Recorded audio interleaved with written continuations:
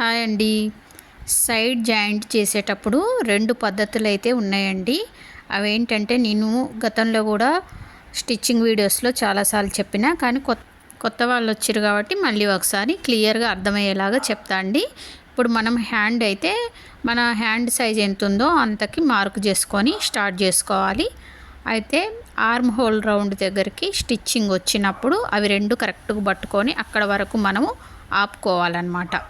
ఓకేనా. ఇక్కడ నేను చూపిస్తున్న విధంగా మీరు ఇక్కడ వరకు అయితే ఆపేసుకోవాలి. ఆపుకున్న తర్వాత ఇప్పుడు 2 పద్ధతులు అని చెప్పిన కదా. ఒకటేమో నడుముని నడుము చుట్టూ కొలత కొలుచుకొని 4 సమాన భాగాలుగా పెట్టడం. 4 సమాన భాగాలుగా పెట్టడం ఒక పద్ధతి నడుము.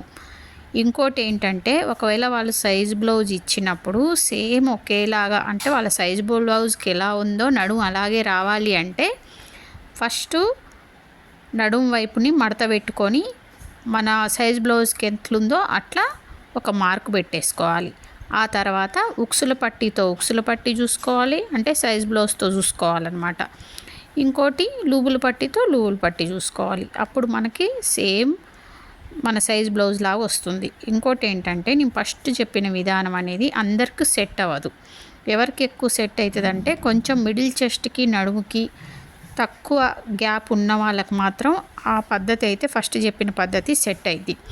కానీ కొంచెం బక్కగా ఉండే వాళ్ళకి మాత్రం అది లూజ్ ఫిట్టింగ్ అనేది వస్తుంది అనమాట. 4 భాగాలు చేసి పెట్టింది లూజ్ ఫిట్టింగ్ వస్తుంది.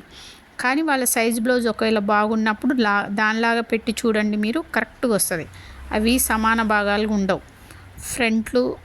ఫ్రంట్లకి బ్యాక్కి తేడా ఉంటుంది అనమాట. ఒకవేళ వాళ్ళకి అది సెట్ అయినప్పుడు మనం అదే పెట్టాలి. ఓకేనా.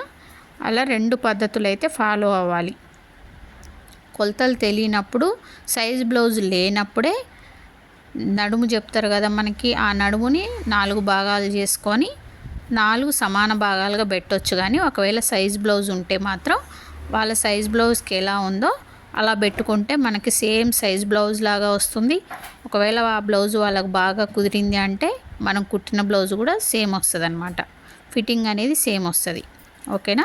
ఇప్పుడు ఇక్కడ వరకు ఆపుకున్న తర్వాత ఇప్పుడు ఆల్రెడీ నేను ఇక్కడ టిక్ పెట్టేసుకున్నాను అనమాట. టిక్ పెట్టేసుకొని కుట్టేస్తున్నా. ఓకేనా. ఈ 2 పద్ధతులు ఫాలో అవ్వచ్చు సైడ్ జాయింట్ చేసేటప్పుడు. ఇక్కడ మనకి ప్లస్ గుర్తు అని చూపిస్తూ ఉంటారు కదా ఆర్మ్ హోల్ రౌండ్ దగ్గర. అది ఆల్రెడీ అదే వస్తుందండి, స్టిచ్చింగ్లో అదే వస్తుంది. మనం లాగి కుట్టాల్సిన అవసరం లేదు. అది ఎప్పుడు వస్తుందంటే చెస్ట్ లైను కరెక్ట్గా ఉండి ఆర్మ్ హోల్ రౌండ్ యొక్క మనకి ఎంత కావాలో అంత ఒకే దగ్గర వచ్చినప్పుడు, కరెక్ట్గా వచ్చినప్పుడు మనకు ఆ ప్లస్ గుర్తు అనేది అదే వస్తుంది కరెక్ట్గా. ఓకేనా. నడుము అనేది ఇలా కరెక్ట్గా చూసేసుకోవచ్చు. ఓకే, థ్యాంక్ యూ అండి.